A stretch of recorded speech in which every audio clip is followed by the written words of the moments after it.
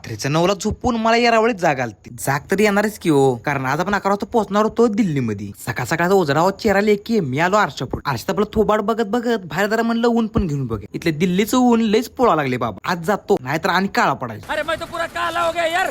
तो तू जब इधर आया था तो कौन सा गोरा था? ह्यो 30 तासाचा प्रवास कसा बसा केला आणि पोचलो दिल्लीचं रेल्वे स्टेशन. मग तिथनं आपल्याला जायचं होतं हरियाणाला. तर हरियाणामध्ये असत्या माझी बहीण आणि आमचं दाजी. अनेक जण राहिला. माझा भाचा पण आहे तिथं आणि त्याच्याच बड्डेला मी तिकडे चाललो. आता आपल्याला गाडी तर न्यायला आलती. पळत्याला गाड्यानं उडत्या लिमानं बघत आम्ही पोचलो आमच्या दिदीच्या घरापाशी. दिदीच्या घरात गेल्या तिने स्वागत लय भारी केलं आणि ती मला अनएक्सेप्टेड होतं. गेल्या बायला मला दुकानात जा, तुला त्यासाठीच इकडे बोलवलं. खैर मी आता कर बी काय सकता हूं, गप सोसना पडे का मेरे को. ह्यो तर होईल कधीतरी मोठा. मग आहे माझ्या हाताखाली नुसतं कामाला लावणार. दिदीने काम लावलं पण गेले आज छोले भटुरे खायला दिले. छोले भटुरे काम भासंगे खेळत बसलो आणि अख्खा दिवस टीव्ही बघत घालवलं. चला भेटूया नेक्स्ट व्लॉग मध्ये. जरा जाऊन झोपतो. छोले भटुरे पण जिरवायचा.